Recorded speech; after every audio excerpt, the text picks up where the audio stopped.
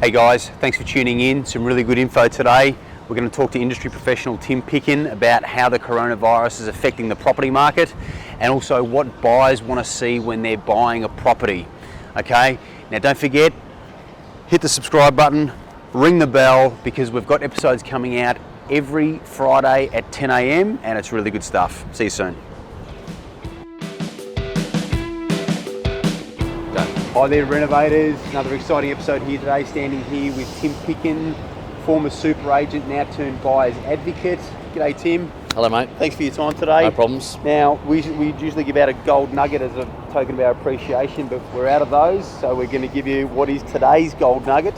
Thank you. For the coronavirus, mate. Thanks for coming Appreciate on today. that, mate. It's special. I'll put it on the mantelpiece. Hopefully I won't need to use it. No, no, hopefully you won't need to use it. But look, tell me, what is the coronavirus doing today and how's it affecting the property market? There's hysteria going on. The Grand Prix has shut out fans. They're looking like extending the footy season. They're looking like closing schools. The stock market's had its biggest crash since '87. What's going to happen to the property market? It's a really interesting time. It's been it was pretty ordinary this time last year. It's had a really good recovery. The fundamentals of the property market and the finance system and all that, I think, are pretty good. The government's settled that down, and I think so far it's been fantastic. Even 3 days ago, we were selling properties and buying properties for properties between 3 and 10 million, and clearance rates have still been clearance good. rates have been good.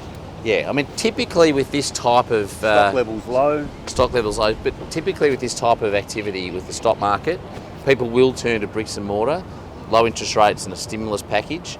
This medical thing, though, I think what will happen, and I'm seeing it in the last 24 hours talking to clients, is that, and I am recommending that just to perhaps just sit and hold and watch for a few weeks. We may look back in 12 months going, this was actually a really good time to be buying something. And I think it probably still is sort of under 3 million, but the people that are a bit over 3 to 10 million are potentially more exposed to the stock market. And so I think they'll want to see a little bit of a recovery, a little bit more confidence, maybe a vaccine, maybe some confidence coming out of Europe that things are on the mend, and I think things will bounce back pretty quick. Thanks, Tim.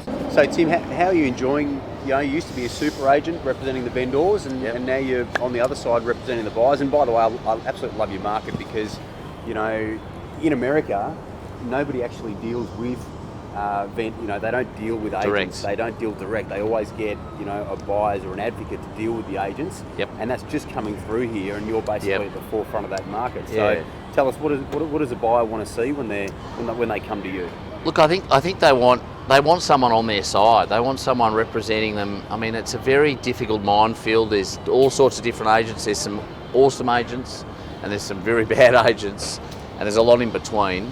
And it's not an exact science. And in a moving market, there's emotions, there's stock markets, there's different stock levels, there's different quality of houses, and people can make some very big mistakes very easily if they're in a panic to buy something, or they just don't get full access to all of the stock or the choice on the market.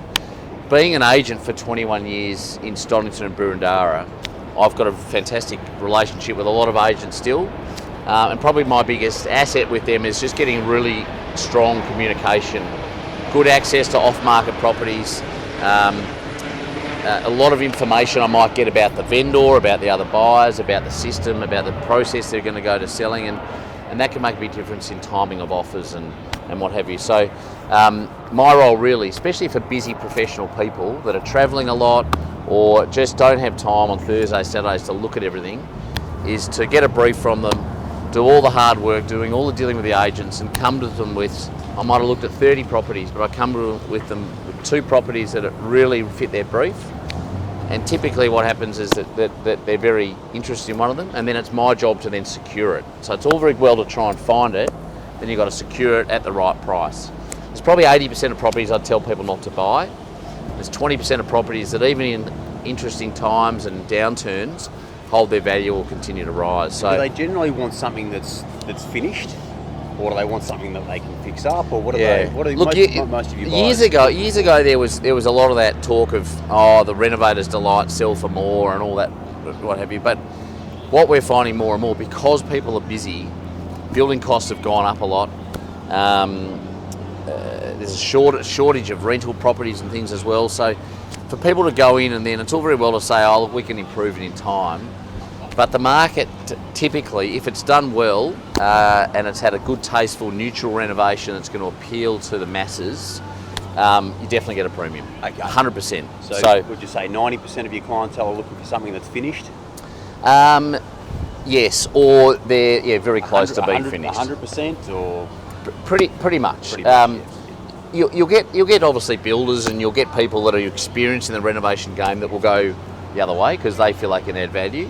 But the general consensus is, certainly if I put my selling hat on with my past experience, and I do a lot of selling advisory where I oversee a process, is the better you can have it looking and the better feel it can be and the lighter it can be in the area, and just when someone walks in it's got a good feel, people definitely pay a premium. So what I'm basically hearing is that if you have a place that's unrenovated, then there's a very good chance that Tim isn't going to have a buyer for you, okay? And that means that if you want access to Tim's marketplace, you want access to Tim's buyers, and Tim is a buyer's advocate, there are other buyer's advocates out there, in other words, this finished marketplace, then you've got to have your home finished, you've got to have it renovated, okay? It's got to be sale ready to get the best possible price, because that's what these guys are looking for. That's what their buyers are looking for, and obviously you've got a decent database of people looking to buy. Of course. And the other thing too is a lot of people, when they see something unrenovated, a lot of people are uneducated, and I'm representing a certain part of the market, but there's a hell of a lot of people doing it on their own. They over-exaggerate what things cost to renovate. They look at a bathroom, which may need a $5,000 refresh, and they think it's going to cost 30. And sometimes they do if you want to do it properly, if you want to really do it, a full renovation. But you can turn a property around for 20, 30, 50, 100,000 that could make a difference of 200,000 or 300,000 in product. Sometimes I'll advise people to get someone like Sasha to do a refurbishment afterwards, but the general market, the ones which is probably still 80% of the market in Melbourne and Sydney and what have you, that's what they look for, and that's the market you've got to go for. Now, Tim, you're with BuyerX. How does someone, if someone wants your services, how do they get in touch with you guys? Happy to obviously talk to anyone in any area or any price point. Our office is in Collins Street in Melbourne. It's really buyerx.com.au, and then look for me, Tim Picken. My role as one of the directors is to oversee the Melbourne market, and principally that homeowner market in Stonington, Burundara, a little bit of Bayside, a little bit of Manningham and Monash, but mainly that market between 2 and 20 million in that area of where all the good main schools are. So the family home market, basically.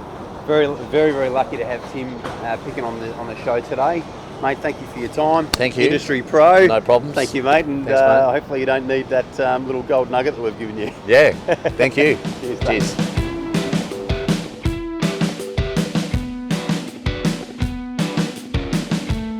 Video.